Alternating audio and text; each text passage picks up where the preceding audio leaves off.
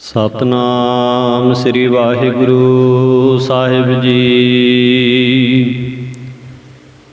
ਇਹੋ ਸਾਗਰ ਸੋਈ ਤਰੈ ਜੋ ਹਰ ਗੁਣ ਗਾਏ। ਸਾਧ ਸੰਗਤ ਕੈ ਸੰਗ ਬਸੈ ਵਡ ਭਾਗੀ ਪਾਏ। ਸੁਣ ਸੁਣ ਜੀਵੈ ਦਾਸ ਤੁਮ ਬਾਣੀ ਜਨ ਆਖੀ। ਪ੍ਰਗਟ ਭਈ ਸਭ ਲੋ ਮਹਿ ਸੇਵਕ ਕੀ ਰਾਖੀ। ਪ੍ਰਗਟ ਭਈ ਸਭ ਲੋ ਮਹਿ ਸੇਵਕ ਕੀ ਰਾਖੀ। ਪਰਮ ਸਤਿਕਾਰਯੋਗ ਸਾਹਿਬ ਸਤਿਗੁਰੂ ਸ੍ਰੀ ਗੁਰੂ ਨਾਨਕ ਦੇਵ ਸਾਹਿਬ ਮਹਾਰਾਜ ਸੱਚੇ ਪਾਤਸ਼ਾਹ ਜੀ, ਧੰਨ ਧੰਨ ਸਾਹਿਬ ਸਤਿਗੁਰੂ ਸ੍ਰੀ ਗੁਰੂ ਗ੍ਰੰਥ ਸਾਹਿਬ ਮਹਾਰਾਜ ਜੀਆਂ ਦੀ ਅਪਾਰ ਕਿਰਪਾ ਰਹਿਮਤ ਬਖਸ਼ਿਸ਼ ਦਾ ਸਦਕਾ ਪਰਮ ਪੂਜਨੀਕ ਰਾਜੇ ਜੋਗੀ ਮਹਾਨ ਤਪਸਵੀ ਧੰਨ ਧੰਨ ਸੰਤ ਬਾਬਾ ਈਸ਼ਰ ਸਿੰਘ ਜੀ ਮਹਾਰਾਜ ਰਾੜਾ ਸਾਹਿਬ ਵਾਲੇ ਮਹਾਂਪੁਰਖ, ਜਿਨ੍ਹਾਂ ਦੇ ਪਵਿੱਤਰ ਜੀਵਨ ਦੀ ਵਿਚਾਰ ਆਪਾਂ ਸਰਵਣ ਕਰਦੇ ਆ ਰਹੇ ਹਾਂ। ਪਿਛਲੇ ਭਾਗ ਦੇ ਵਿੱਚ ਆਪ ਜੀ ਨੇ ਸਰਵਣ ਕੀਤਾ ਸੀ ਕਿ ਕਿਸ ਤਰ੍ਹਾਂ ਮਹਾਂਪੁਰਖ ਸੰਗਤਾਂ ਨੂੰ ਨਾਮ ਬਾਣੀ ਨਾਲ ਜੋੜਨ ਵਾਸਤੇ, ਗੁਰਬਾਣੀ ਦੇ ਪ੍ਰਚਾਰ ਵਾਸਤੇ ਸੰਗਤ ਦੇ ਪ੍ਰੇਮ ਦੇ ਬੱਝੇ ਹੋਏ ਮਹਾਂਪੁਰਖ ਅਫਰੀਕਾ ਦੀ ਧਰਤੀ ਵੱਲ ਰਵਾਨਾ ਹੋਏ। ਸਮੁੰਦਰੀ ਜਹਾਜ਼ ਰਾਹੀਂ ਮਹਾਂਪੁਰਖ, ਜੋ ਕਿ 17 ਜਨਵਰੀ 1951 ਬੁੱਧਵਾਰ ਦਾ ਦਿਨ ਸੀ, ਜਦੋਂ ਮੁਬਾਸੇ ਦੀ ਬੰਦਰਗਾਹ ਜਹਾਜ਼ ਰੁਕਿਆ ਜਾ ਕੇ। ਪ੍ਰੇਮੀਆਂ ਨੂੰ ਪਹਿਲਾਂ ਹੀ ਖਬਰਾਂ ਪੁੱਜ ਚੁੱਕੀਆਂ ਸਨ। ਸਰਦਾਰ ਉਜਾਗਰ ਸਿੰਘ ਤੇ ਹੋਰ ਸੰਗਤ ਫੁੱਲਾਂ ਦੇ ਸਿਹਰੇ ਲੈ ਕੇ ਜਹਾਜ਼ ਦੀ ਉਡੀਕ ਕਰ ਰਹੇ ਸਨ। ਜਦੋਂ ਮਹਾਂਪੁਰਖ ਉੱਥੇ ਪੁੱਜੇ, ਸਭਨਾਂ ਨੇ ਭਾਵਨਾ ਦੇ ਨਾਲ ਨਮਸਕਾਰ ਕੀਤੀ ਅਤੇ ਮਹਾਂਪੁਰਖਾਂ ਦੇ ਗਲੇ ਹਾਰ ਪਹਿਨਾਏ। ਆਪਣੀਆਂ ਕਾਰਾਂ ਵਿੱਚ ਅਸਵਾਰ ਕਰ ਸਰਦਾਰ ਉਜਾਗਰ ਸਿੰਘ ਦੀ ਕੋਠੀ ਪੁੱਜੇ। ਦੂਜੇ ਦਿਨ ਗੁਰਦੁਆਰਾ ਸਾਹਿਬ ਦੇ ਵਿੱਚ ਰੂਹਾਨੀ ਸਤਸੰਗ ਕੀਰਤਨ ਆਰੰਭ ਹੋ ਗਿਆ ਅਤੇ ਸੰਗਤਾਂ ਹੁਮ ਹੁਮਾ ਕੇ ਹਾਜ਼ਰੀਆਂ ਭਰਨ ਲੱਗੀਆਂ। 2 ਮਹੀਨੇ ਦੇ ਕਰੀਬ ਰੂਹਾਨੀ ਸਤਸੰਗ ਮੁਬਾਸੇ ਦੀਆਂ ਸੰਗਤਾਂ ਸਰਵਣ ਕਰਦੀਆਂ ਰਹੀਆਂ। ਮਹਾਂਪੁਰਸ਼ਾਂ ਦੇ ਚਰਨ ਆਪਣੇ ਘਰਾਂ ਵਿੱਚ ਅਨੇਕਾਂ ਪ੍ਰੇਮੀਆਂ ਨੇ ਪੁਆਏ। ਜਿਵੇਂ ਜਿਵੇਂ ਪਰਮੇਸ਼ਰ ਵੱਲੋਂ ਪ੍ਰੇਰਨਾ ਮਿਲਦੀ ਸੀ, ਤਿਵੇਂ ਤਿਵੇਂ ਮਹਾਂਪੁਰਖ ਸ਼ਰਧਾਲੂ ਪ੍ਰੇਮੀਆਂ ਦਾ ਪ੍ਰੇਮ ਪੂਰਾ ਕਰ ਰਹੇ ਸਨ। ਸਰਦਾਰ ਕਪੂਰ ਸਿੰਘ ਕੁਹਾੜੇ ਪਿੰਡ ਤੋਂ, ਲੁਧਿਆਣੇ ਜ਼ਿਲ੍ਹੇ ਤੋਂ ਵਿਸ਼ੇਸ਼ ਪ੍ਰੇਮ ਨਾਲ ਰੋਜ਼ ਰੂਹਾਨੀ ਸਤਸੰਗ ਦੀਆਂ ਹਾਜ਼ਰੀਆਂ ਭਰਦੇ। ਤਕਰੀਬਨ 2000 ਦੀ ਵਸੋਂ ਉਸ ਵੇਲੇ ਸਿੱਖਾਂ ਦੀ ਇਸ ਸ਼ਹਿਰ ਦੇ ਵਿੱਚ, ਜਿਨ੍ਹਾਂ ਨੇ ਅਨੇਕਾਂ ਪ੍ਰੇਮੀਆਂ ਨੇ ਰੂਹਾਨੀ ਕੀਰਤਨ ਦਾ ਆਨੰਦ ਮਾਣਿਆ ਅਤੇ ਬੇਅੰਤ ਪ੍ਰਾਣੀ ਅੰਮ੍ਰਿਤ ਛਕ ਕੇ 5 ਪਿਆਰਿਆਂ ਤੋਂ ਨਾਮ ਦੀਆਂ ਦਾਤਾਂ ਪ੍ਰਾਪਤ ਕਰਕੇ ਆਪਣਾ ਜਨਮ ਸਫਲਾ ਕਰਨ ਲੱਗੇ। ਇਸ ਤੋਂ ਅੱਗੇ ਨਰੋਬੀ ਸ਼ਹਿਰ 25000 ਦੇ ਕਰੀਬ ਸਿੱਖ ਵਸੋਂ ਇੱਥੇ ਸੀ। ਮੁਬਾਸੇ ਤੋਂ ਤਕਰੀਬਨ 300 ਮੀਲ ਦੀ ਦੂਰੀ। ਰੂਹਾਨੀ ਸੁਗੰਧੀ ਜਿਸ ਵੇਲੇ ਉੱਥੇ ਪੁੱਜੀ ਤਾਂ ਅਨੇਕ ਸੰਗਤਾਂ ਦੀਆਂ ਬੇਨਤੀਆਂ ਪ੍ਰਵਾਨ ਕਰਕੇ ਮਹਾਂਪੁਰਖ ਨਰੋਬੀ ਪੁੱਜ ਕੇ ਸਾਰੇ ਹੀ ਗੁਰਦੁਆਰਿਆਂ ਦੇ ਵਿੱਚ ਸਮਾਂ ਬਖਸ਼ਿਸ਼ ਕੀਤਾ।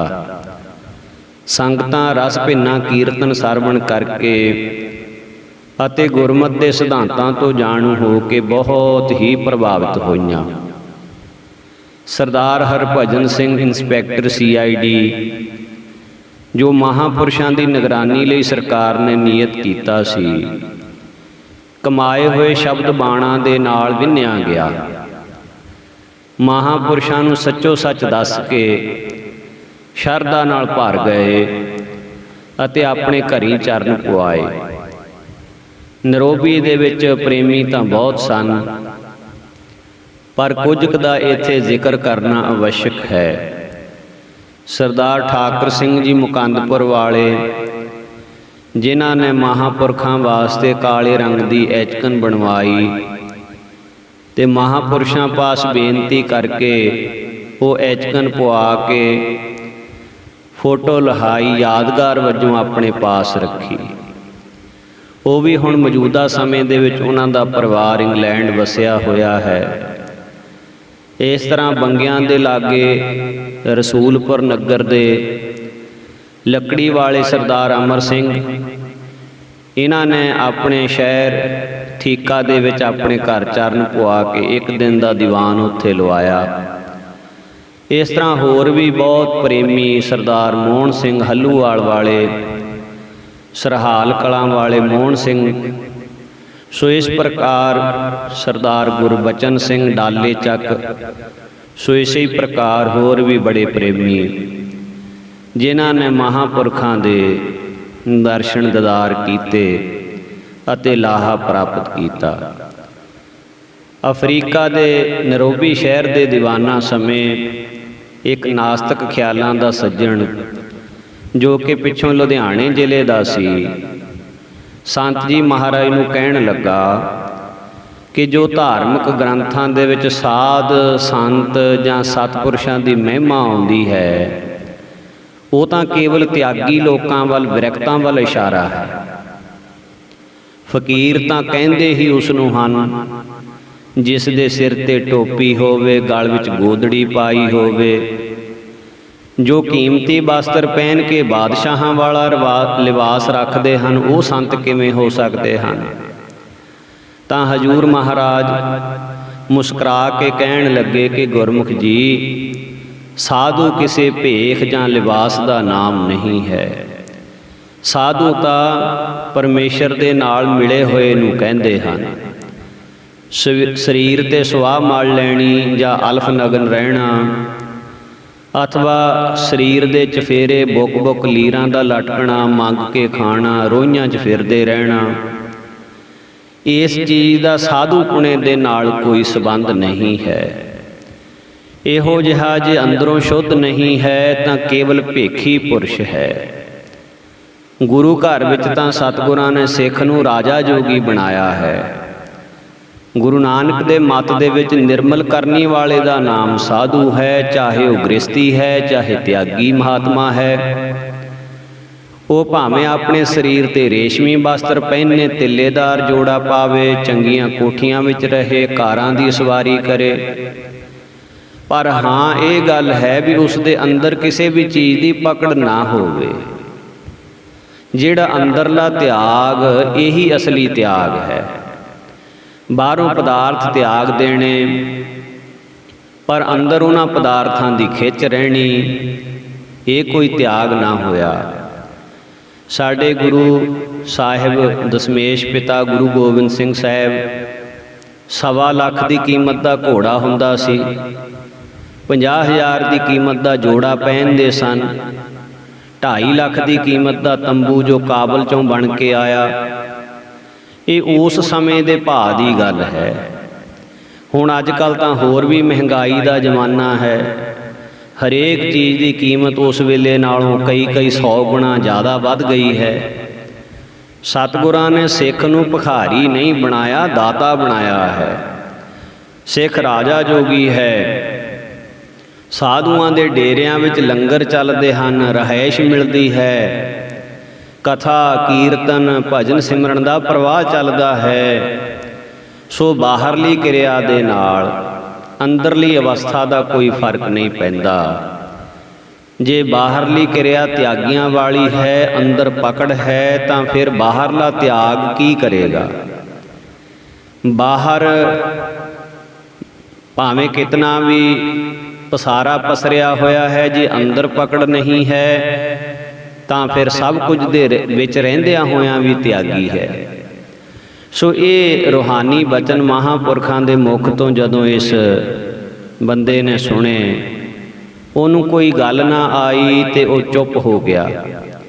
ਤੇ ਜਿਤਨੀ ਵੀ ਸੰਗਤ ਸੁਣਨ ਵਾਲੀ ਬੈਠੀ ਸੀ ਸਾਰੇ ਨਿਹਾਲ ਹੋ ਗਏ। ਇਸੇ ਜਗ੍ਹਾ ਇੱਕ ਹੋਰ ਪ੍ਰੇਮੀ ਨੇ ਅਰਜ਼ ਕੀਤੀ ਕਿ ਮਹਾਰਾਜ, ਪਰਮਾਰਥ ਦੇ ਵਿੱਚ ਕਰਮ ਬਖਸ਼ਿਸ਼ ਮੁੱਖ ਹੈ ਜਾਂ ਜੀਵ ਦਾ ਪੁਰਸ਼ਾਰਥ ਮੁੱਖ ਹੈ? ਭਾਵ ਕਿ ਸਭ ਕੁਝ ਬਖਸ਼ਿਸ਼ ਦੇ ਨਾਲ ਕਰਮਾਂ ਅਨੁਸਾਰ ਹੀ ਮਿਲਦਾ ਹੈ ਜਾਂ ਜੀਵ ਦੇ ਉਦਮ ਨੂੰ ਵੀ ਕੋਈ ਫਲ ਲੱਗਦਾ ਹੈ? ਕਿਉਂਕਿ ਕਈ ਕੁ ਕਰਮ ਜਿਹੜੇ ਫਲਸਫੇ ਦੇ ਕੱਟੜ ਮੁਦਈ ਲੋਕ ਤਰਕ ਕਰਕੇ ਕਹਿੰਦੇ ਹਨ ਕਿ ਪਛਤਾਵੇ ਨਾਲ ਜੇ ਗੁਨਾਹ ਬਖਸ਼ੇ ਜਾਣੇ ਮੰਨ ਲਈਏ ਤਾਂ ਕਾਰਨ ਕਾਰਜਵਾਦ ਝੂਠਾ ਹੋ ਜਾਂਦਾ ਹੈ। ਜੋ ਕਰਮ ਕੀਤੇ ਜਾ ਚੁੱਕੇ ਹਨ ਉਹ ਫਲ ਕਿਸ ਤਰ੍ਹਾਂ ਨਾ ਦੇਣ? ਜੇ ਫਲ ਹਰ ਸੂਰਤ ਵਿੱਚ ਮਿਲਣਾ ਹੀ ਹੈ, ਫਿਰ ਪਛਤਾਵੇ ਦੀ ਕੀ ਪੁੱਛ, ਤੋਬਾ ਦਾ ਕੀ ਫਲ? ਤਾਂ ਮਹਾਂਪੁਰਖ ਕਹਿਣ ਲੱਗੇ ਕਿ ਦੁਨੀਆ ਦੇ ਵਿੱਚ ਕੋਈ ਵੀ ਬਾਪ ਅਜਿਹਾ ਨਿਰਦਈ ਨਹੀਂ ਹੈ ਜੋ ਭੁੱਲ ਕਰਕੇ ਜੇ ਕੋਈ ਪੁੱਤਰ ਗਲਤੀ ਕਰ ਬੈਠੇ, ਪਛਤਾ ਰਿਹਾ ਹੋਵੇ ਤੇ ਉਹਦੇ ਪਛਤਾਵੇ ਨੂੰ ਵੇਖ ਕੇ ਉਹਦੇ ਉੱਤੇ ਤਰਸ ਨਾ ਕਰੇ ਤੇ ਬਾਪੂ ਦਾ ਹਿਰਦਾ ਨਾ ਦਰਵੇ। ਐਸਾ ਬਾਪ ਦੁਨੀਆ ਤੇ ਕੋਈ ਨਹੀਂ ਹੈ।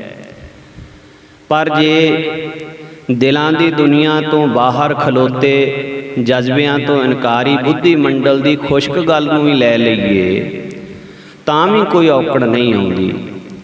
ਕਿਸਾਨ ਜਿਤਨੇ ਬੀਜ ਪੈਲੀ ਵਿੱਚ ਖਿਲਾਰਦਾ ਹੈ ਕਦੀ ਸਾਰੇ ਨਹੀਂ ਉੱਗਦੇ। ਜੋ ਪੋਰ ਕੇ ਸੁਹਾਗੀ ਹੋਈ ਪੈਲੀ ਤੇ ਕਣੀਆਂ ਪੈ ਕੇ ਪੈਲੀ ਦੀ ਕਰੰਡ ਵੱਜ ਜਾਵੇ ਤਾਂ ਕੋਈ ਕੋਈ ਦਾਣਾ ਹੀ ਉੱਗਦਾ ਹੈ। ਕਾਰਨ ਸਾਫ਼ ਤੇ ਸਪਸ਼ਟ ਹੈ।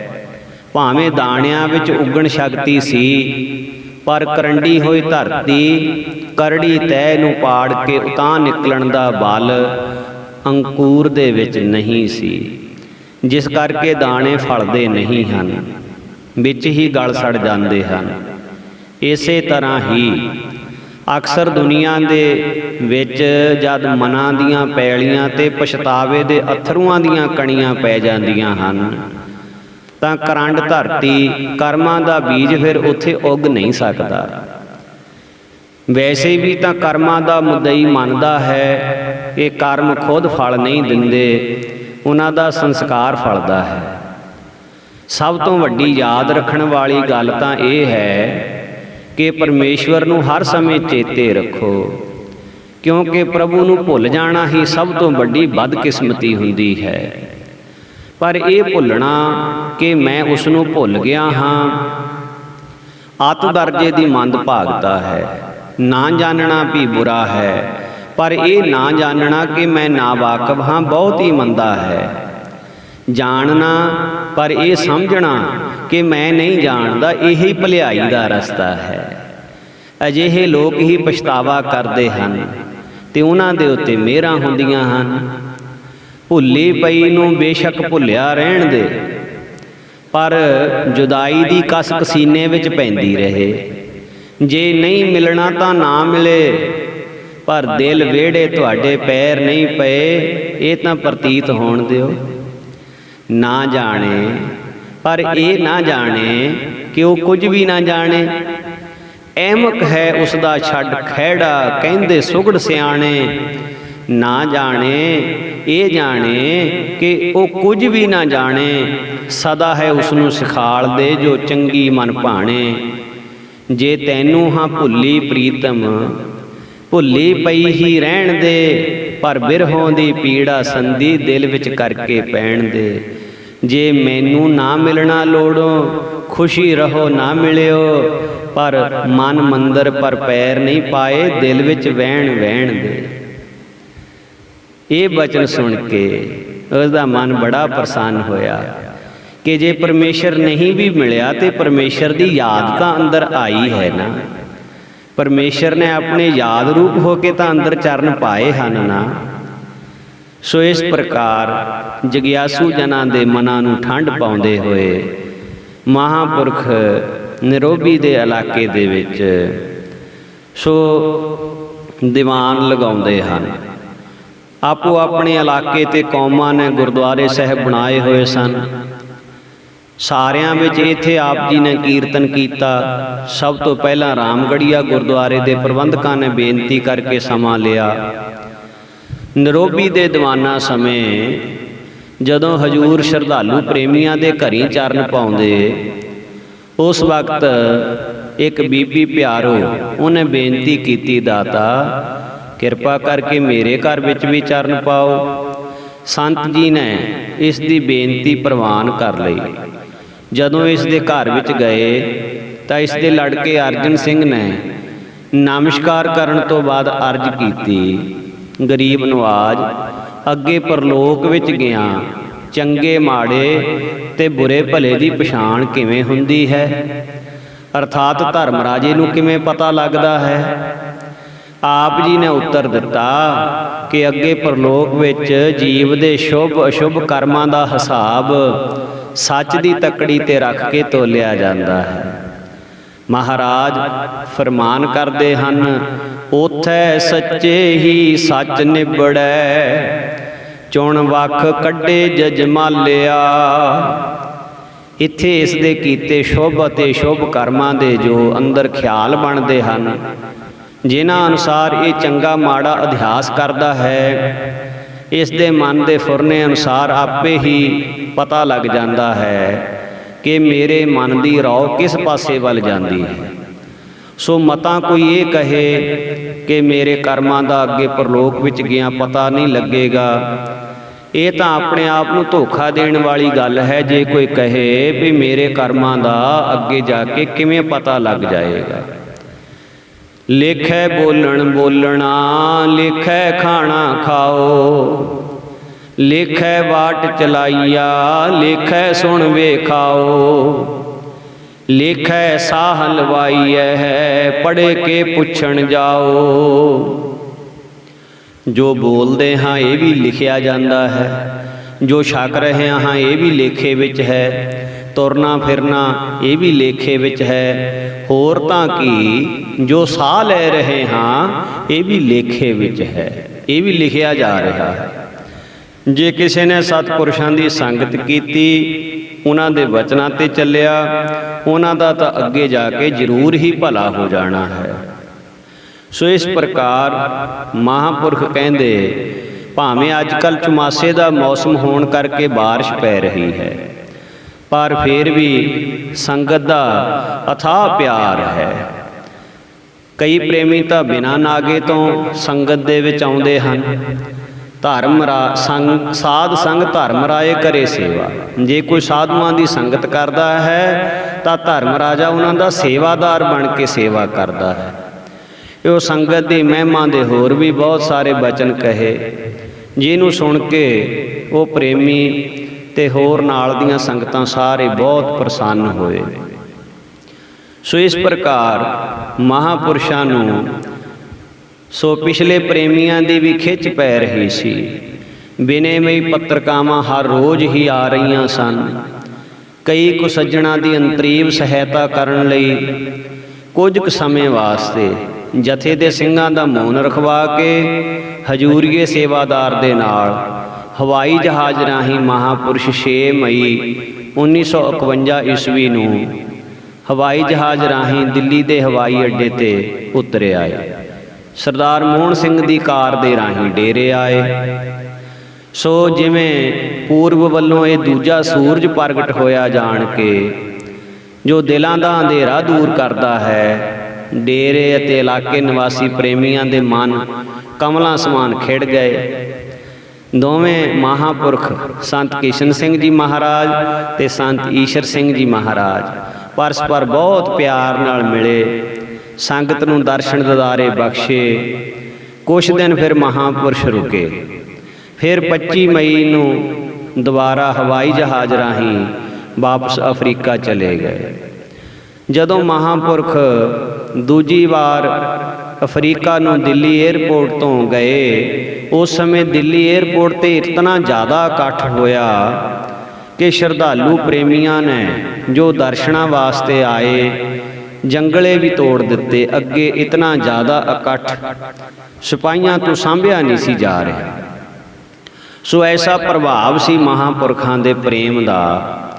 ਸੋ ਇਸ ਪ੍ਰਕਾਰ ਸੰਤ ਜੀ ਮਹਾਰਾਜ ਅਫਰੀਕਾ ਦੀ ਧਰਤੀ ਦੇ ਉੱਤੇ ਜਿਵੇਂ ਜਿਵੇਂ ਪ੍ਰਚਾਰ ਕਰ ਰਹੇ ਸਨ, ਜਿਵੇਂ ਜਿਵੇਂ ਸੰਗਤਾਂ ਜੁੜ ਰਹੀਆਂ ਸਨ, ਬੇਅੰਤ ਸੰਗਤ ਲਾਹਾ ਲੈ ਰਹੀ ਸੀ, ਹਜ਼ਾਰਾਂ ਦਾ ਇਕੱਠ ਦੀਵਾਨਾਂ ਦੇ ਵਿੱਚ ਹੋ ਰਿਹਾ ਸੀ।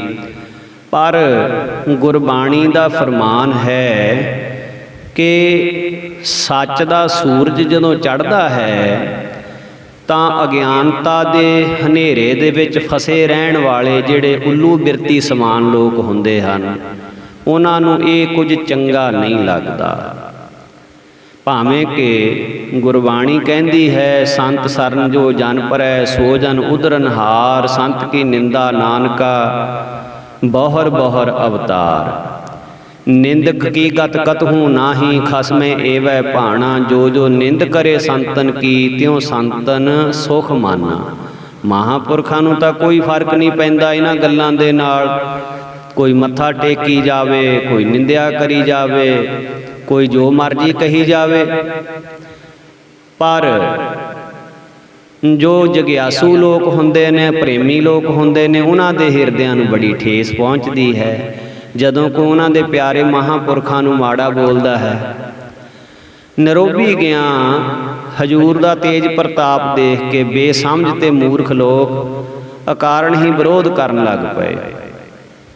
ਰਾਮਗੜੀਆ ਹਾਲ ਦੇ ਵਿੱਚ ਜਦੋਂ ਦੀਵਾਨ ਸਜ ਰਹੇ ਸਨ ਤਾਂ ਰੌਣਕ ਦੇਖ ਕੇ, ਪ੍ਰਭਾਵਸ਼ਾਲੀ ਕੀਰਤਨ ਤੱਕ ਕੇ ਸ਼ਰਧਾਲੂ ਪ੍ਰੇਮੀਆਂ ਦੇ ਹਿਰਦੇ ਤਾਂ ਗਦ-ਗਦ ਹੋ ਰਹੇ ਸਨ। ਉਹ ਬੜੀ ਭਾਵਨਾ ਦੇ ਨਾਲ ਨਮਸਕਾਰਾਂ ਕਰਕੇ ਸੇਵਾ ਕਰਦੇ, ਦਾਤੇ ਦੇ ਚਰਨਾਂ ਵਿੱਚੋਂ ਆਪਣੀ ਭਾਵਨਾ ਪੂਰੀ ਕਰਦੇ। ਪਰ ਉਹਨਾਂ ਨੂੰ ਮੱਥਾ ਟੇਕਦੇ ਦੇਖ ਕੇ ਵਿਰੋਧੀ ਲੋਕ ਸੜਦੇ ਤੇ ਦੁਖੀ ਹੁੰਦੇ। ਇਹ ਸ਼ੁਰੂ ਤੋਂ ਹੀ ਪਰਮੇਸ਼ਰ ਦੀ ਐਸੀ ਨੇਤ ਹੈ ਕਿ ਇਸ ਵਿਸ਼ਾਲ ਅਤੇ ਵਿਚਿੱਤਰ ਸ੍ਰਿਸ਼ਟੀ ਵਿੱਚ ਹਰ ਇੱਕ ਚੀਜ਼ ਦਾ ਜੋੜਾ ਬਣਿਆ ਹੋਇਆ ਹੈ। ਜਿੱਥੇ ਪਾਪੀ ਹੈ ਉੱਥੇ ਪੁੰਨੀ ਵੀ ਹੋਣਗੇ, ਜਿੱਥੇ ਗਰੀਬ ਹੈ ਉੱਥੇ ਅਮੀਰ ਵੀ ਹੋਣਗੇ, ਆਸਤਕ ਹੈ ਉੱਥੇ ਨਾਸਤਕ ਵੀ ਹੋਣਗੇ, ਗੁਰਮੁਖ ਤੇ ਮਨਮੁਖ, ਨਿੰਦਕ ਤੇ ਸ਼ਰਧਾਲੂ। ਸੋ ਇਸ ਪ੍ਰਕਾਰ ਉੱਲੂ ਜਿਹੜੇ ਨੇ ਸੂਰਜ ਨੂੰ ਦੇਖ ਕੇ ਸੜਦੇ ਹਨ ਵੀ ਇਹ ਕਿਉਂ ਚੜ੍ਹਿਆ ਹੈ। ਚੋਰਾਂ ਨੂੰ ਚੰਦਰਮਾ ਦੀ ਚਾਂਦਨੀ ਭਾਉਂਦੀ ਨਹੀਂ ਹੈ। ਭਗਤ ਕਬੀਰ ਸਾਹਿਬ ਜੀ ਫਰਮਾਨ ਕਰਦੇ ਹਨ, ਕਬੀਰ ਪਾਪੀ ਭਗਤ ਨਾ ਭਾਵਈ, ਹਰ ਪੂਜਾ ਨਾ ਸੁਹਾਏ, ਮਾਖੀ ਚੰਦਨ ਪਰ ਹਰੈ, ਜਹ ਬਿਗੰਧ ਤਹ ਜਾਏ। ਸੋ ਇਸ ਤਰ੍ਹਾਂ ਨਾਲ ਇੱਕ ਦੋ ਹੋਰ ਇਹੋ ਜਿਹੇ ਮਨਮੁਖ ਵੀ ਨਾਲ ਰਲ ਜਾਂਦੇ ਹਨ। ਉਸ ਅਰਲ ਬਰਲ ਮੂੰਹੋਂ ਨਿਕਲੈ ਨਿਤ ਝੱਗੂ ਸੁੱਟਦਾ ਮੂਆ। ਲੋਭ ਦੇ ਗਰਾਸੇ ਹੋਏ ਲੋਕ ਹਲਕੇ ਕੁੱਤੇ ਵਾਂਗੂ ਨਿੰਦਿਆ ਰੂਪੀ ਝੱਗ ਸੁੱਟਦੇ ਰਹਿੰਦੇ ਹਨ। ਕਿਉਂਕਿ ਇੱਥੇ ਪਹਿਲਾਂ ਰਾਗੀ ਪ੍ਰਚਾਰਕ ਜਿਹੜੇ ਆਉਂਦੇ ਸਨ, ਕਈਆਂ ਨੇ ਇਹਨਾਂ ਦਾ ਸੁਭਾਅ ਪਾ ਦਿੱਤਾ ਸੀ ਕਿ ਮਾਇਆ ਦੇ ਵਿੱਚੋਂ ਇਹਨਾਂ ਨੂੰ ਵੀ ਟੁੱਕੜ ਪਾ ਦੇਣਾ, ਤੇ ਲੋਭ ਦੇ ਵਸ ਹੋ ਚੁੱਕੇ ਸਨ। ਇਹ ਲੋਕਾਂ ਵੱਲੋਂ ਆਈ ਸ਼ਬਦ ਭੇਟ ਦੀ ਮਾਇਆ, ਇਹ ਲੋਕ ਸ਼ਰਾਬ ਤੇ ਮਾਸ ਦੇ ਵਿੱਚ ਖਰਚ ਕਰਦੇ, ਸਾਰੀ ਸਾਰੀ ਰਾਤ ਹੋਟਲਾਂ ਦੇ ਵਿੱਚ ਬਦਫੈਲੀਆਂ ਕਰਦੇ।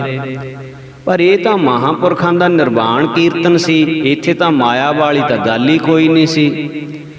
ਮਨ ਨੂੰ ਸ਼ਾਂਤ ਕਰਨ ਵਾਲਾ ਮਾਹੌਲ ਸੀ। ਇੱਥੇ ਤਾਂ ਮਾਇਆ ਦਾ ਸਵਾਲ ਜਿੱਥੇ ਹੋਵੇ ਉੱਥੇ ਮਨ ਦੀ ਸ਼ਾਂਤੀ ਕਿੱਥੇ ਹੈ। ਇਹ ਤਾਂ ਮਾਇਆ ਦਾ ਕੁਦਰਤੀ ਸੁਭਾਅ ਹੈ। ਇਸ ਵਿੱਚ ਰਾਗ ਦਵੇਸ਼ ਤੇ ਅਤ ਪ੍ਰਤੀ ਬਣੀ ਰਹਿੰਦੀ ਹੈ। ਮਨ ਦੀ ਸ਼ਾਂਤੀ ਸਭ ਤੋਂ ਵੱਡਾ ਪਦਾਰਥ ਹੈ। ਇਹ ਜਿਸ ਨੂੰ ਮਿਲ ਜਾਵੇ ਫਿਰ ਮਾਇਆ ਵੱਲੀ ਕੋਈ ਦੌੜਦਾ ਨਹੀਂ ਹੈ। ਸੰਤ ਜੀ ਮਹਾਰਾਜ ਦੇ ਜਾਣ ਤੋਂ ਪਹਿਲਾਂ ਜਿਨ੍ਹਾਂ ਨੇ ਸਾਲ ਦੇ ਸਿਨੇਮੇ ਬੁੱਕ ਕਰਵਾਏ ਸਨ, ਜਦੋਂ ਇੱਕ ਵਾਰੀ ਮਹਾਰਾਜ ਜੀਆਂ ਦਾ ਕੀਰਤਨ ਸੁਣ ਲਿਆ ਮੁੜ ਕੇ ਸਿਨੇਮੇ ਨਹੀਂ ਗਏ। ਉੱਥੇ ਦੇ ਲੋਕਾਂ ਵਿੱਚ ਇੱਕ ਆਮ ਹੀ ਕਹਾਵਤ ਸੀ ਕਿ ਇਹ ਪਹਿਲੇ ਮਹਾਂਪੁਰਖ ਆਏ ਨੇ ਜਿਨ੍ਹਾਂ ਦੇ ਆਉਣ ਤੇ ਸਿਨੇਮੇ ਵੀ ਬੰਦ ਕਰਨੇ ਪੈ ਗਏ। ਸ਼ਰਾਬ ਦੇ ਠੇਕੇਦਾਰਾਂ ਨੂੰ ਇੱਕ ਦਿਨ ਵਿੱਚ 10-10 ਹਜ਼ਾਰ ਰੁਪਇਆ ਘਾਟਾ ਪੈ ਰਿਹਾ ਸੀ। ਉਹਨਾਂ ਦੀ ਸ਼ਰਾਬ ਵਿਕਣੋਂ ਹਟ ਗਈ। ਕਲੱਬਾਂ ਤੇ ਪੱਬਾਂ ਦਾ ਸਮਾਂ ਕੀਰਤਨ ਦੇ ਵਿੱਚ ਲੰਘਣ ਲੱਗ ਪਿਆ। ਫਿਰ ਉੱਥੇ ਕੌਣ ਜਾਵੇ? ਫਿਰ ਦੱਸੋ, ਜਿਨ੍ਹਾਂ ਲੋਕਾਂ ਨੂੰ ਇੰਨਾ ਘਾਟਾ ਪੈ ਰਿਹਾ ਹੋਵੇ ਉਹ ਨਿੰਦਿਆ ਕਿਉਂ ਨਾ ਕਰਨ।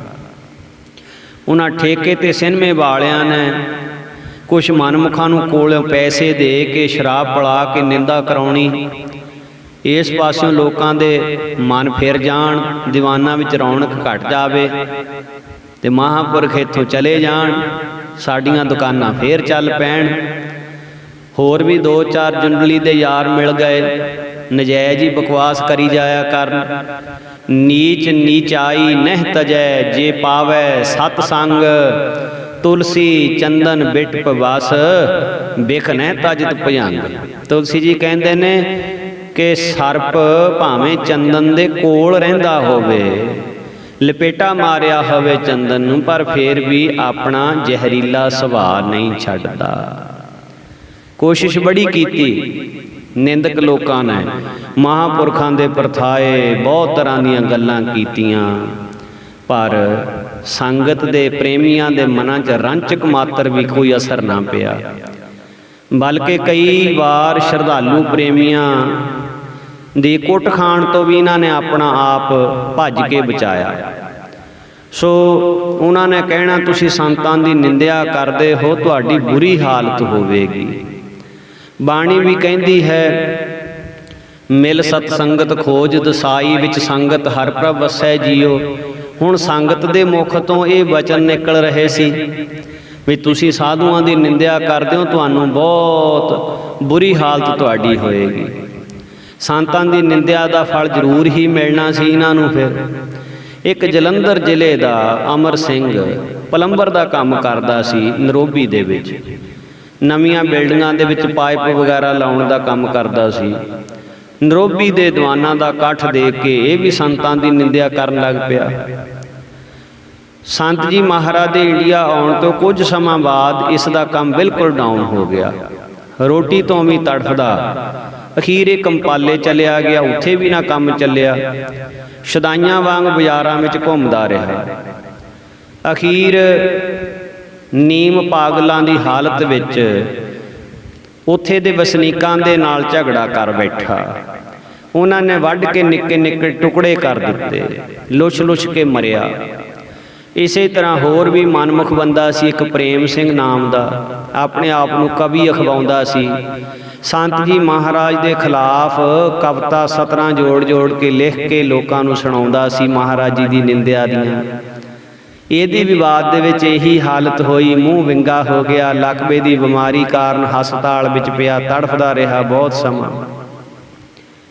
ਬਾਣੀ ਕਹਿੰਦੀ ਹੈ, ਸੰਤ ਕੇ ਦੂਖਨ ਤੇ ਮੁਖ ਭਵੈ, ਸੰਤਨ ਕੈ ਦੂਖਨ ਕਾਗ ਜਿਉ ਲਵੈ। ਸੰਤਨ ਕੈ ਦੂਖਨ ਸਰਪ ਜੋਨ ਪਾਏ, ਸੰਤ ਕੈ ਦੂਖਨ ਤ੍ਰਿਗਦ ਜੋਨ ਕਿਰਮਾਏ।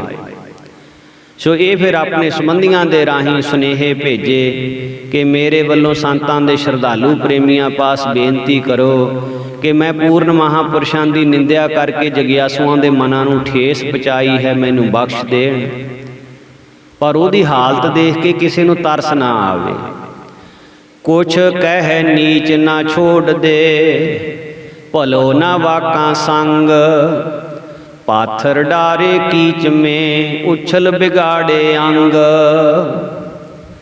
ਬਲਕਿ ਸੰਤ ਦਾ ਦੋਖੀ ਦਾ ਦਰਸ਼ਨ ਕਰਨਾ ਵੀ ਕੋਈ ਨਹੀਂ ਲੋੜਦਾ। ਕਿਉਂ? ਬਾਣੀ ਨੇ ਇਸ ਨੂੰ ਅਤਤਾਈ ਕਿਹਾ ਹੈ। ਸੰਤ ਕਾ ਨਿੰਦਕ ਮਹਾ ਅਤਤਾਈ। ਹੁਣ ਅਤਤਾਈ ਕੌਣ ਹੁੰਦਾ ਹੈ? ਜਿਸ ਦੇ ਵਿੱਚ 6 ਤਰ੍ਹਾਂ ਦੇ ਦੋਸ਼ ਹੋਣ, 6 ਤਰ੍ਹਾਂ ਦੇ ਅਪਰਾਧ ਕੀਤੇ ਹੋਣ। ਉਹ 6 ਤਰ੍ਹਾਂ ਦੇ ਅਪਰਾਧ ਸ਼ਾਸਤਰਾਂ ਵਿੱਚ ਇਉਂ ਲਿਖੇ ਨੇ, ਅਗਨ ਲਾਏ ਬਿਖਦੇਵ ਹੀ, ਸ਼ਸਤਰਹੀਨ ਕੋ ਮਾਰ, ਧਨ ਦਾਰਾ ਭੂਮੀ ਹਰੇ, ਅਤਤਾਈ ਦੋਇ ਚਾਰ। ਪਹਿਲਾ ਹੈ ਰਾਤ ਨੂੰ ਸੁੱਤੇ ਪਿਆਂ ਕਿਸੇ ਦੇ ਘਰ ਨੂੰ ਅੱਗ ਲਾ ਦੇਵੇ ਤੇ ਘਰ ਵਾਲੇ ਵਿੱਚੇ ਹੀ ਸੜ ਕੇ ਮਰ ਜਾਣ। ਇਹ ਪਹਿਲਾ ਅਪਰਾਧ ਪਾਪ ਹੈ। ਦੂਜਾ ਹੈ ਕਿਸੇ ਨੂੰ ਧੋਖੇ ਦੇ ਨਾਲ ਜ਼ਹਿਰ ਪਿਲਾ ਦੇਵੇ ਕੋਈ, ਇਹ ਦੂਸਰੇ ਨੰਬਰ ਦਾ ਹੈ। ਤੀਸਰੇ ਤੋਂ ਸ਼ਸਤਰ ਤੋਂ ਹੀਣੇ ਨਿਹੱਥੇ ਦੇ ਉੱਤੇ ਕੋਈ ਵਾਰ ਕਰੇ। ਚੌਥਾ ਹੈ ਕਿਸੇ ਦਾ ਪਰਾਇਆ ਧਨ ਕੋਈ ਦੱਬ ਲਵੇ। ਪੰਜਵਾਂ ਹੈ ਕਿਸੇ ਦੀ ਇਸਤਰੀ ਨੂੰ ਜ਼ਬਰਦਸਤੀ ਕੋਈ ਖੋਹ ਕੇ ਲੈ ਆਵੇ। ਇਸੇ ਪ੍ਰਕਾਰ ਛੇਵਾਂ ਹੈ ਜ਼ਬਰਦਸਤੀ ਕਿਸੇ ਦੀ ਧਰਤੀ ਰੋਕ ਲਵੇ, ਜ਼ਬਰਦਸਤੀ ਕਿਸੇ ਦੀ ਪੈਲੀ ਕੋਈ ਦੱਬ ਲਵੇ। ਇਹ 6 ਤਰ੍ਹਾਂ ਦੇ ਦੋਸ਼ ਹਨ, ਜਿਹੜੇ 6 ਤਰ੍ਹਾਂ ਦੇ ਜਿਹੜੇ ਪਾਪ ਹਨ। ਜੇ ਕਿਸੇ ਨੇ ਕੀਤੇ ਹੋਣ, ਉਹਨੂੰ ਅਤਤਾਈ ਕਹਿੰਦੇ ਹਨ। ਪਰ ਮਹਾਰਾਜ ਕਹਿੰਦੇ ਨੇ ਜੇ ਕਿਸੇ ਨੇ ਇਹ 6 ਤਰ੍ਹਾਂ ਦੇ ਪਾਪ ਨਾ ਵੀ ਕੀਤੇ ਹੋਣ, ਸੰਤਾਂ ਦੀ ਨਿੰਦਿਆ ਕਰ ਦੇਵੇ ਤਾਂ ਉਹ ਵੀ ਅਤਤਾਈ ਹੈ। ਸੋ ਇਸ ਪ੍ਰਕਾਰ ਇਹ ਅਤਿਅੰਤ ਦੁਖੀ ਹੋਇਆ। ਡਾਕਟਰਾਂ ਨੇ ਵੀ ਜਵਾਬ ਦੇ ਦਿੱਤਾ, ਫਿਰ ਤਾਂ ਇਸ ਨੂੰ ਕੋਈ ਚਾਰਾ ਨਾ ਰਿਹਾ।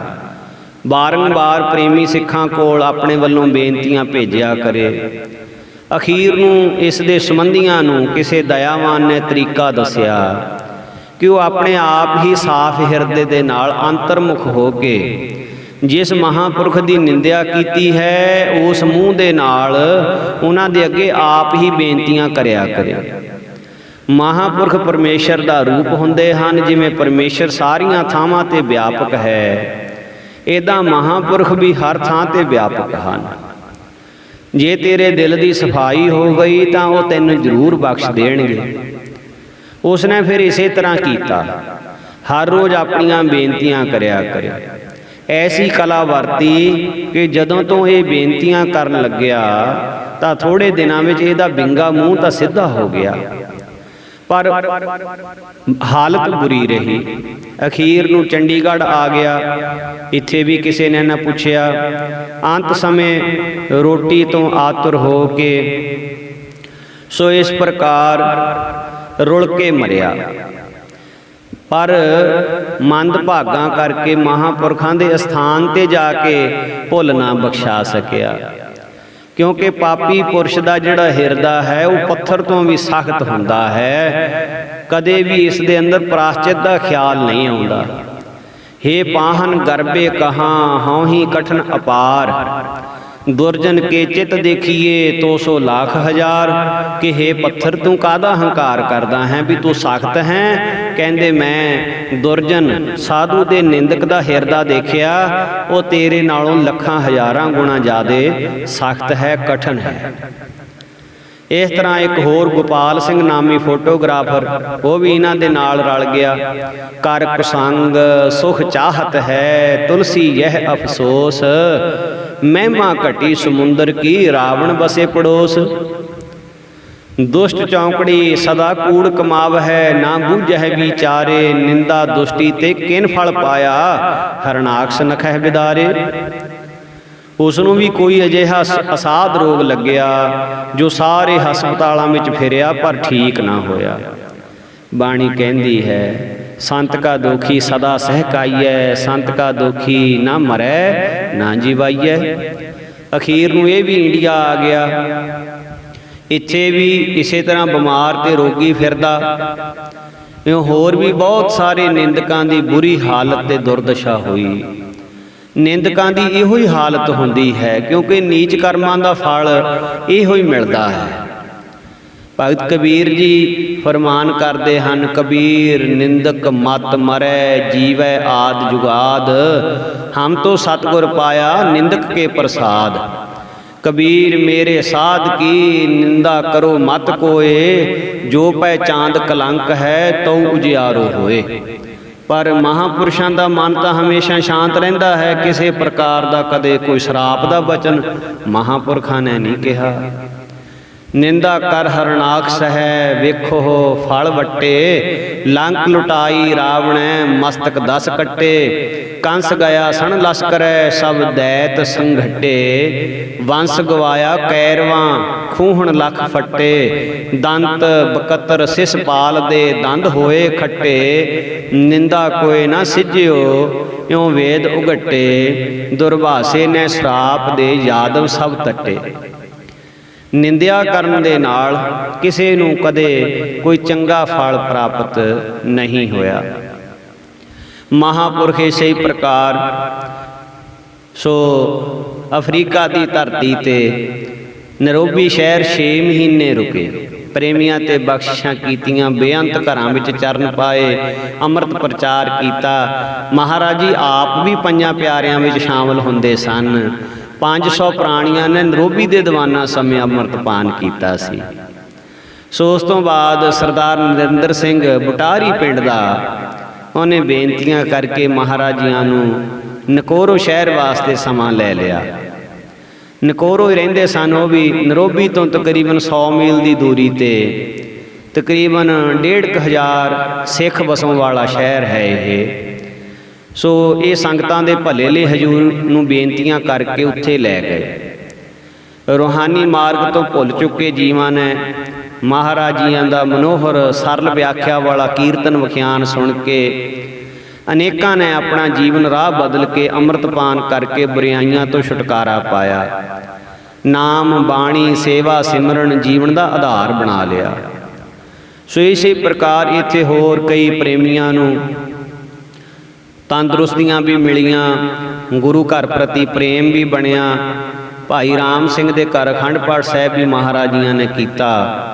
ਸੋ ਨਾਮ ਕੀ ਮਹਿਮਾ ਸੰਤਰਿਦ ਵਸੈ, ਸਾਧ ਕੀ ਮਹਿਮਾ ਵੇਦ ਨਾ ਜਾਣਹਿ ਦੇ ਵਿਖਿਆਨ ਮੁਤਾਬਕ ਮਹਾਂਪੁਰਖਾਂ ਦੇ ਕਿਤਨੇ ਕੁ ਪ੍ਰਸੰਗ ਉਸ ਧਰਤੀ ਦੇ ਸਰਵਣ ਕਰਵਾਈਏ। ਸੋ ਇਸ ਪ੍ਰਕਾਰ ਮਹਾਂਪੁਰਖ ਸਰਦਾਰ ਇੰਦਰ ਸਿੰਘ ਜੰਡਾਲੀ ਵਾਲਿਆਂ ਦੇ ਨਿਵਾਸ ਸਥਾਨ ਤੇ ਸਨ। ਜਥਾ ਸਰਦਾਰ ਬਖਸ਼ੀਸ਼ ਸਿੰਘ ਜੀ ਦੀ ਕੋਠੀ ਠਹਿਰਿਆ ਹੋਇਆ ਸੀ। ਸਰਦਾਰ ਬਖਸ਼ੀਸ਼ ਸਿੰਘ ਨੇ ਮਹਾਂਪੁਰਸ਼ਾਂ ਤੋਂ ਆਪਣੇ ਗ੍ਰਹਿ ਅਖੰਡ ਪਾਠ ਕਰਵਾਇਆ। ਭੋਗ ਉਪਰੰਤ ਉਹਨਾਂ ਦੀ ਪਤਨੀ ਬੀਬੀ ਸਰਜੀਤ ਕੌਰ ਨੇ ਬਦਾਮਾਂ ਦਾ ਥਾਲ ਭੇਟਾ ਕਰਕੇ ਮਹਾਂਪੁਰਸ਼ਾਂ ਅੱਗੇ ਬੇਨਤੀ ਕੀਤੀ ਕਿ ਮਹਾਰਾਜ ਜੀ ਪੁੱਤਰ ਦੀ ਦਾਤ ਬਖਸ਼ ਦਿਓ। ਦਿਆਲੂ ਮਹਾਂਪੁਰਸ਼ ਪਤਾ ਨਹੀਂ ਕਿਹੜੀ ਮੌਜ ਵਿੱਚ ਬੈਠੇ ਸਨ। ਗੁਰੂ ਨਾਨਕ ਦੇ ਭੰਡਾਰੇ ਵਿੱਚੋਂ ਦਾਤਾਂ ਵੰਡਣ ਦੇ ਮਨ ਵਿੱਚ ਅੱਜ ਮਹਾਰਾਜ ਜੀ ਬੈਠੇ ਸਨ। ਥਾਲੀ ਦੇ ਵਿੱਚੋਂ ਬਦਾਮਾਂ ਦੀ ਮੁੱਠ ਭਰੀ ਬੀਬੀ ਦੀ ਝੋਲੀ ਵਿੱਚ ਰੱਖ ਦਿੱਤੀ। ਬੀਬੀ ਨੇ ਝੋਲੀ ਖੁੱਲ੍ਹੀ ਰੱਖੀ। ਮਹਾਂਪੁਰਸ਼ਾਂ ਨੇ ਫੇਰ ਬਦਾਮਾਂ ਦੀ ਮੁੱਠ ਭਰੀ, ਫੇਰ ਉਹਦੀ ਝੋਲੀ ਵਿੱਚ ਪਾ ਦਿੱਤੀ। ਬੀਬੀ ਨੇ ਫੇਰ ਵੀ ਝੋਲੀ ਉਸੇ ਤਰ੍ਹਾਂ ਰੱਖੀ। ਇਸੇ ਤਰ੍ਹਾਂ ਜਦ 7 ਮੁੱਠਾਂ ਬਦਾਮਾਂ ਦੀਆਂ ਮਹਾਂਪੁਰਖਾਂ ਨੇ ਬੀਬੀ ਸਰਜੀਤ ਕੌਰ ਦੀ ਝੋਲੀ ਪਾ ਦਿੱਤੀਆਂ ਤਾਂ ਮਹਾਰਾਜ ਆਪ ਹੀ ਮੁਸਕਰਾ ਕੇ ਕਹਿੰਦੇ ਬਸ ਕਿ ਹੋਰ। ਤਾਂ ਬਖਸ਼ੀਸ਼ ਸਿੰਘ ਆਪਣੀ ਪਤਨੀ ਨੂੰ ਕਹਿੰਦਾ ਬਸ ਕਹਿ ਦੇ, ਇੰਨੇ ਪੁੱਤਰ ਕਿਵੇਂ ਸੰਭਾਲੇਂਗੀ। ਤਾਂ ਉਹਨੇ ਮਹਾਂਪੁਰਖਾਂ ਦੇ ਚਰਨਾਂ ਤੇ ਸੀਸ ਰੱਖਿਆ, ਸ਼ੁਕਰਾਨੇ ਵਿੱਚ ਝੋਲੀ ਬੰਦ ਕਰਕੇ ਨਮਸਕਾਰ ਕੀਤੀ। ਮਹਾਰਾਜ ਆਪ ਜੀ ਦੀ ਕਿਰਪਾ ਦੇ ਨਾਲ ਇੰਨੇ ਬਹੁਤ ਹਨ। ਸੋ ਇਹ ਰੱਬੀ ਦਰਗਾਹੀ ਮਹਾਂਪੁਰਸ਼ਾਂ ਦੀਆਂ ਖੇਡਾਂ ਹਨ। ਉਸਨੇ ਇੱਕ ਪੁੱਤਰ ਮੰਗਿਆ ਸੀ। ਮਹਾਂਪੁਰਸ਼ ਕਿਹੜੀ ਮੌਜ ਵਿੱਚ ਬੈਠੇ ਸਨ ਕਿ 7 ਪੁੱਤਰ ਬਖਸ਼ ਦਿੱਤੇ। 1972 ਦੇ ਵਿੱਚ ਬਖਸ਼ੀਸ਼ ਸਿੰਘ ਦਾ ਪਰਿਵਾਰ ਲੰਡਨ ਆ ਗਿਆ, ਇੰਗਲੈਂਡ। ਸਮੇਂ ਅਨੁਸਾਰ ਉਸਦੇ ਘਰ 7 ਪੁੱਤਰਾਂ ਦੀ ਦਾਤ ਪਰਮੇਸ਼ਰ ਨੇ ਬਖਸ਼ੀ। ਸੋ ਇਸ ਪ੍ਰਕਾਰ ਗੁਰਦੁਆਰੇ ਸਾਹਿਬ 1975 ਦੇ ਵਿੱਚ ਜਿੱਥੇ ਇਹ forest gate Naval road London ਦੇ ਵਿੱਚ ਸੇਵਾ ਕਰਦੇ ਸਨ, ਉੱਥੇ ਵੀ ਮਹਾਰਾਜੀਆਂ ਨੇ 1975 ਵਿੱਚ ਦੀਵਾਨ ਲਾਏ ਸਨ। ਜਗਰਾਵਾਂ ਦੇ ਪਾਸ ਪਿੰਡ ਦਾ ਰੂਮੀ ਪਿੰਡ ਦਾ ਰਹਿਣ ਵਾਲਾ ਸਰਦਾਰ ਸੁਦਾਗਰ ਸਿੰਘ ਮਾਨਸਿਕ ਰੋਗ ਦੇ ਨਾਲ ਪੀੜਤ ਸੀ। ਸਿੱਖੀ ਸਰੂਪ ਭੰਗ ਕਰਕੇ ਤਮੋਗੁਣੀ ਭੋਜਨ, ਸ਼ਰਾਬ, ਮਾਸ, ਸਿਗਰਟ ਦਾ ਆਦੀ ਬਣ ਗਿਆ। ਇਹਦੇ ਘਰੋਂ ਬੀਬੀ ਖੁਸ਼ਵੰਤ ਕੌਰ ਮਹਾਂਪੁਰਸ਼ਾਂ ਤੇ ਬਹੁਤ ਸ਼ਰਧਾ ਰੱਖਦੀ ਸੀ।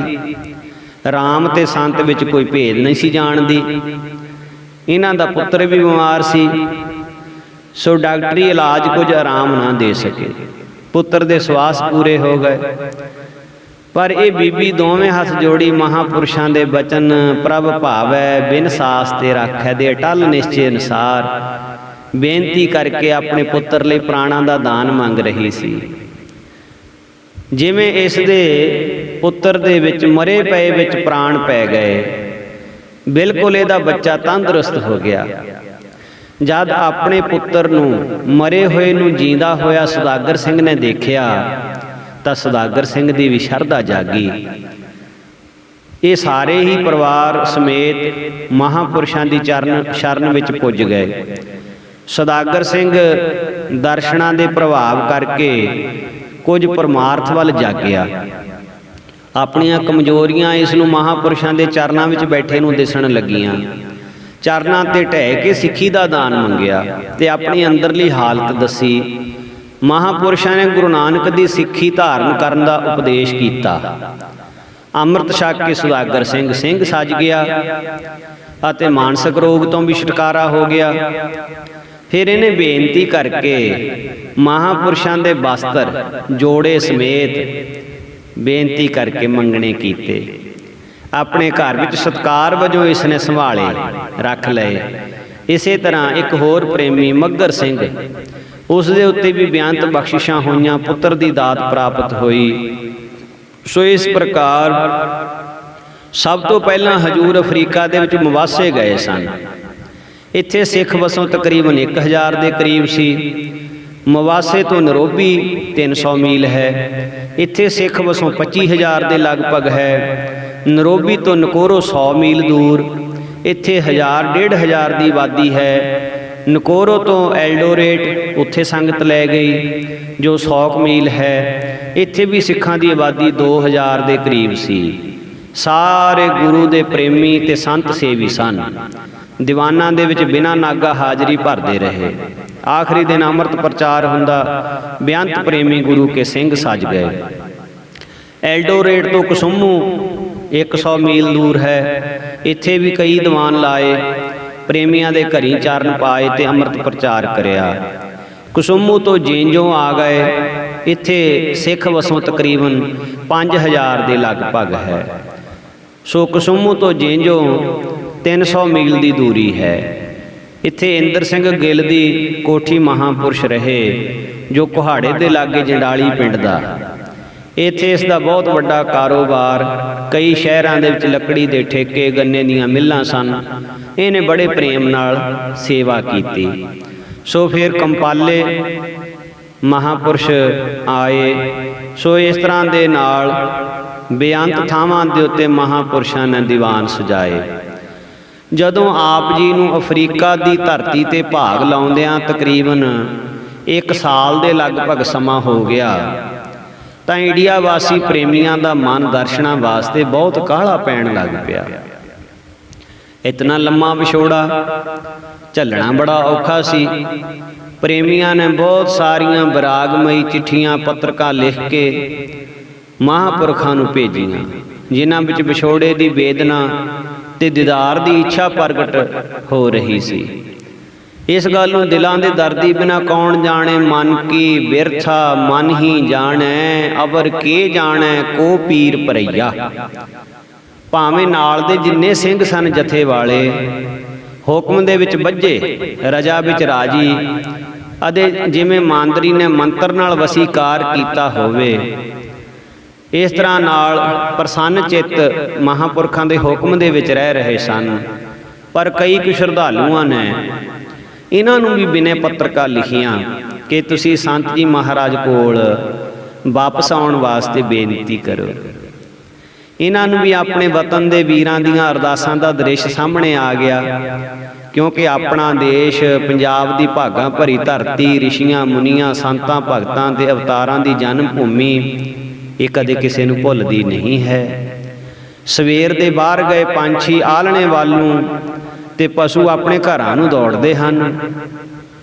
सो इन्हां सेवकां दे अंदरला फुरना जाण के, अंदरला प्रेम जाण के, संत किशन सिंह जी महाराज दा प्रेम जो उन्होंने संत बाबा अतर सिंह जी महाराज रेरू साहब वालियां दी सालाना बरसी 9 माघ दे जोड़ मेले ते पुजण लई बेनती कीती, चिट्ठी भेजी। क्योंकि इधरली संगत हर रोज़ छोटे महाराजियां दे पासों ही आके पुछदी सी कि संत जी ने कदों वापस आउणा है, ते कीनियां दा एड्रैस इन्हां कोलों लैके हजूर दे कोलों चिट्ठियां पाउंदे सन।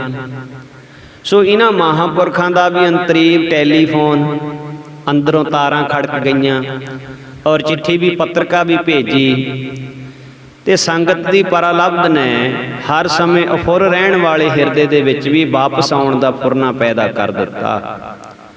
आप जी ने अफ्रीका वासी गुरमुखां दा प्यार तक के उन्हां दा प्यार इतना सी कि जदों महाराज पंजाब वापस मुड़न दा नाम भी लैंदे तां उन्हां दे नेत्र तरबतर हो जांदे, सिसकियां लैंदे कि जे तुसी वापस चले गए फिर सानू कदों दीदार होणगे।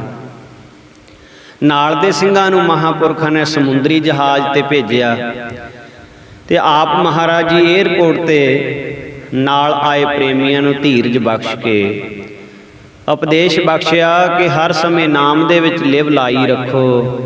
ਭਾਣੇ ਵਿੱਚ ਪ੍ਰਸੰਨ ਰਹਿ ਕੇ ਅਕਾਲ ਪੁਰਖ ਦੀ ਆਗਿਆ ਦਾ ਪਾਲਣ ਕਰੋ। ਹੱਕ ਦੀ ਕਿਰਤ ਕਰੋ। ਰਹਿਤ ਵਿੱਚ ਪੱਕੇ ਰਹਿ ਕੇ ਕੁਰੈਤਾਂ ਤੋਂ ਬਚੋ। ਸੰਸਾਰ ਦੀ ਰਚਨਾ ਵਿੱਚ ਧੁਰੋਂ ਹੀ ਸੰਜੋਗ ਵਿਜੋਗ ਬਣੇ ਹਨ। ਪਰਮੇਸ਼ਰ ਦੇ ਹੁਕਮ ਦੇ ਵਿੱਚ ਸਾਰੀ ਕਾਰ ਜਿਹੜੀ ਹੈ ਉਹ ਚੱਲ ਰਹੀ ਹੈ। ਸੰਜੋਗ ਵਿਜੋਗ ਦੋਇ ਕਾਰ ਚਲਾਵਹਿ ਲੇਖੇ ਆਵਹਿ ਭਾਗ। ਪ੍ਰੇਮੀਆਂ ਨੇ ਪਵਿੱਤਰ ਉਪਦੇਸ਼ ਬਚਨ ਸੁਣ ਕੇ ਧੀਰਜ ਧਾਰਨ ਕਰੀ। ਨਮਸਕਾਰਾਂ ਕਰਕੇ ਵਾਪਸ ਆ ਗਏ। ਮਹਾਰਾਜ ਜੀ ਹਵਾਈ ਜਹਾਜ਼ ਤੇ ਬੈਠ ਕੇ 9 ਮਾਘ ਦੇ ਜੋੜ ਮੇਲੇ ਤੇ ਛੇਤੀ ਪੁੱਜਣ ਕਾਰਨ ਦਿੱਲੀ ਆ ਗਏ। ਇੱਥੇ ਮੋਹਨ ਸਿੰਘ ਕੋਕਾ ਕੋਲਾ ਵਾਲਿਆਂ ਦੀ ਕਾਰ ਤੇ ਰਾੜਾ ਸਾਹਿਬ ਨੂੰ ਚੱਲ ਪਏ। ਨਾਲ ਦੇ ਸਿੰਘ 29 ਜਨਵਰੀ 1952 ਨੂੰ ਬੰਬੇ ਆ ਕੇ ਉੱਤੇ ਇੱਥੋਂ ਸਿੱਧੇ ਫਿਰ ਰੇਲ ਗੱਡੀ ਦੇ ਰਸਤੇ ਲੁਧਿਆਣੇ ਆ ਕੇ ਕਰਮਸਰ ਰਾੜਾ ਸਾਹਿਬ ਆ ਗਏ। ਸੰਤ ਜੀ ਮਹਾਰਾਜ ਦੇ ਆਉਣ ਦੀ ਕਨਸੋ ਇਲਾਕੇ ਦੇ ਨਗਰਾਂ ਦੀਆਂ ਸੰਗਤਾਂ ਵਿੱਚ ਪਹੁੰਚ ਗਈ। ਖੁਸ਼ੀ ਵਿੱਚ ਆਤਿਸ਼ਬਾਜ਼ੀਆਂ ਚੱਲੀਆਂ। ਸੰਗਤਾਂ ਦਾ ਇਕੱਠ ਹੋਇਆ। ਦੀਪਮਾਲਾ ਹੋਈ। ਲੰਗਰ ਵਿੱਚ ਪੱਕੇ ਭੰਡਾਰੇ ਵਰਤੇ। ਦੋਵੇਂ ਸੰਤ ਜੀ, ਸੰਤ ਕਿਸ਼ਨ ਸਿੰਘ ਜੀ, ਸੰਤ ਈਸ਼ਰ ਸਿੰਘ ਜੀ ਮਹਾਰਾਜ ਪਰਸਪਰ ਗਲੇ ਲੱਗ ਕੇ ਮਿਲੇ। ਸੁਖ ਆਨੰਦ ਪੁੱਛੀ। ਰਾਮ ਤੇ ਲਛਮਣ ਸਮਾਨ ਇੱਕੋ ਜਗ੍ਹਾ ਬੈਠ ਕੇ ਸੰਗਤ ਨੂੰ ਦੀਦਾਰ ਬਖਸ਼ੇ। ਸੰਗਤ ਨੇ ਪ੍ਰੀਤਮ ਦੇ ਚਰਨ ਪਰਸੇ। ਭੁੱਖੇ ਨੂੰ ਰੋਟੀ ਤੇ ਪਿਆਸੇ ਨੂੰ ਪਾਣੀ ਮਿਲਣ ਵਾਂਗ ਇੱਕ ਦੂਜੇ ਤੋਂ ਅੱਗੇ ਹੋ ਕੇ ਨਮਸਕਾਰਾਂ ਕਰਦੇ। ਨੇਤਰਾਂ ਦੇ ਜਲ ਦੁਆਰਾ ਵਿਛੋੜੇ ਦੀ ਤਪਸ਼ ਸ਼ਾਂਤ ਹੁੰਦੀ। ਦਰਸ਼ਨ ਕਰਕੇ ਨੇਤਰ ਨਹੀਂ ਸੀ ਰੱਜਦੇ। ਮਨ ਤ੍ਰਿਪਤ ਨਹੀਂ ਸੀ ਹੁੰਦਾ। ਸਾਰੇ ਗੁਰੂ ਪਿਆਰਿਆਂ ਨੂੰ, ਜੋ ਕਈ ਹਜ਼ਾਰ ਦੀ ਗਿਣਤੀ ਦੇ ਵਿੱਚ ਮਾਈ ਭਾਈ ਆਏ ਸਨ, ਮਹਾਰਾਜ ਜੀਆਂ ਨੇ ਦਰਸ਼ਨ ਦੇ ਕੇ ਮਨੋਕਾਮਨਾ ਪੂਰੀਆਂ ਕੀਤੀਆਂ। ਸਭ ਨੂੰ ਸੁਖ ਆਨੰਦ ਪੁੱਛਿਆ, ਧੀਰਜ ਦਿੱਤੀ। ਇਉਂ ਕੁਛ ਕੁ ਸਮਾਂ ਛੋਟੇ ਸੰਤ ਜੀ ਮਹਾਰਾਜ ਦੇ ਚੁਬਾਰੇ ਵੱਲਾਂ ਬੈਠ ਕੇ ਸਭਨਾਂ ਨੂੰ ਮਿਹਰਾਂ ਭਰੀ ਦ੍ਰਿਸ਼ਟੀ ਨਾਲ ਨਿਹਾਲ ਕਰਕੇ ਆਪਣੇ ਨਿੱਜੀ ਸਥਾਨ ਭੋਰੇ ਵੱਲ ਆ ਗਏ। ਭੋਰੇ ਨੂੰ ਵੀ ਆਪਣੇ ਮਾਲਕ ਦੇ ਆਉਣ ਦੀ ਕੋਈ ਘੱਟ ਖੁਸ਼ੀ ਨਹੀਂ ਸੀ। ਸਤਿਕਾਰ ਵਜੋਂ ਦੀਵਾਰਾਂ ਵੀ ਜੀਓ ਆਇਆਂ ਆਖ ਰਹੀਆਂ ਸਨ। ਮਕਾਨਾਂ ਵਿੱਚੋਂ ਵੀ ਜਿਵੇਂ ਆਵਾਜ਼ਾਂ ਆ ਰਹੀਆਂ ਸਨ। ਫੁੱਲਾਂ ਤੇ ਖੇੜਾ ਆਇਆ, ਭੌਰੇ ਗੂੰਜਾਂ ਪਾ ਰਹੇ ਸਨ।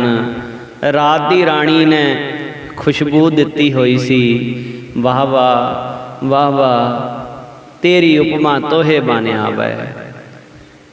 ਮੈਂ ਪੁੱਛਿਆ ਭੌਰੇ ਦੇ ਕੋਲ ਜਾ ਕੇ, ਬੜਾ ਖਿੜਖੜਾ ਕੇ ਹੱਸਦਾ ਏ। ਮੈਨੂੰ ਦਿਸੇ ਸਵਰਗੀ ਲਿਬਾਸ ਤੇਰਾ, ਕੀ ਤੂੰ ਵਿੱਚ ਸਵਰਗ ਦੇ ਵਸਦਾ ਏ।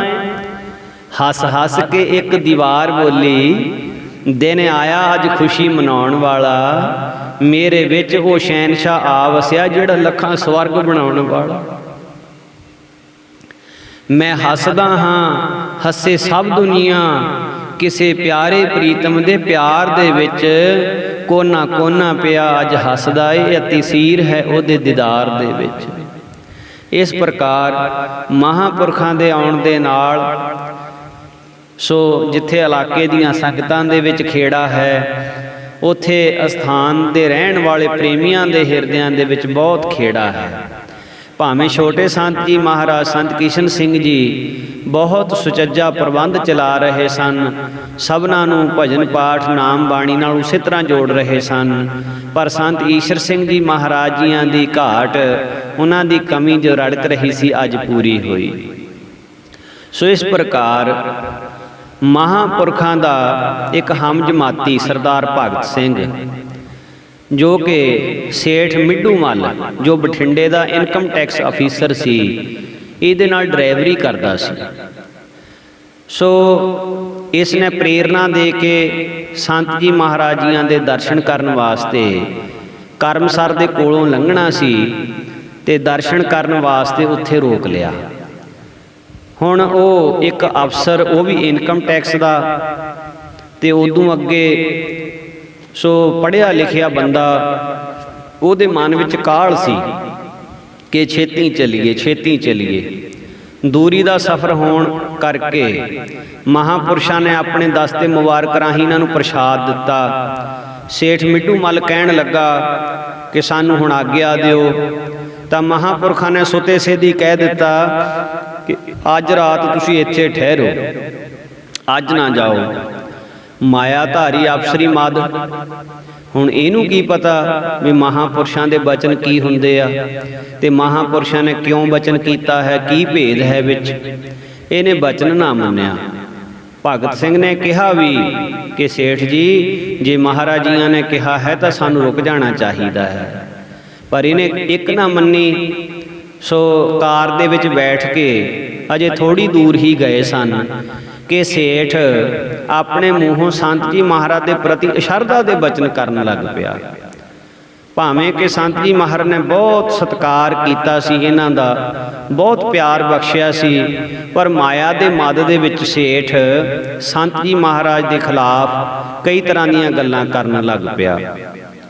ਭਗਤ ਸਿੰਘ ਨੇ ਬੜਾ ਰੋਕਿਆ, ਸੇਠ ਜੀ, ਜੇ ਤੁਹਾਨੂੰ ਮਹਾਂਪੁਰਸ਼ਾਂ ਨੂੰ ਮਿਲ ਕੇ ਆਨੰਦ ਨਹੀਂ ਵੀ ਮਿਲਿਆ, ਨਹੀਂ ਵੀ ਤੁਹਾਡੀ ਕੋਈ ਭਾਵਨਾ ਪੂਰੀ ਹੋਈ, ਤਦ ਵੀ ਤੁਸੀਂ ਮਹਾਂਪੁਰਸ਼ਾਂ ਦੇ ਖਿਲਾਫ ਕੋਈ ਗੱਲ ਕਰੋ ਨਾ। ਪਰ ਉਹ ਆਪਣੇ ਮੱਧ ਦੇ ਵਿੱਚ ਲੱਗਿਆ ਰਿਹਾ। ਅਚਾਨਕ ਇੱਕ ਖੇਲ ਐਸਾ ਵਰਤਿਆ ਕਿ ਕਾਰ ਬੇਕਾਬੂ ਹੋ ਕੇ ਨਹਿਰ ਦੇ ਵਿੱਚ ਡਿੱਗ ਪਈ। ਇੱਕ ਤਰ੍ਹਾਂ ਨਾਲ ਮੌਤ ਦੇ ਮੂੰਹ ਵਿੱਚ ਜਾ ਪਏ। ਸੇਠ ਜੀ ਸਾਥੀਆਂ ਸਮੇਤ ਬੇਹੋਸ਼ ਹੋ ਗਏ।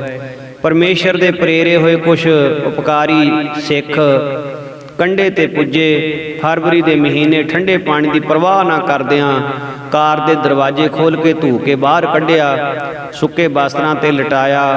ਛੋਟੇ ਸੰਤ ਜੀ ਮਹਾਰਾਜ ਨੂੰ ਪਤਾ ਲੱਗਿਆ, ਮਹਾਰਾਜ ਸਿੰਘਾਂ ਸਮੇਤ ਉੱਥੇ ਪੁੱਜੇ। ਇਹਨਾਂ ਦੇ ਅੰਦਰੋਂ ਪਾਣੀ ਕਢਾਇਆ, ਡੇਰੇ ਲਿਆ ਕੇ ਦੁੱਧ, ਚਾਹ, ਗਰਮ ਵਸਤਰ ਆਦਿਕ ਸੇਵਾ ਕੀਤੀ।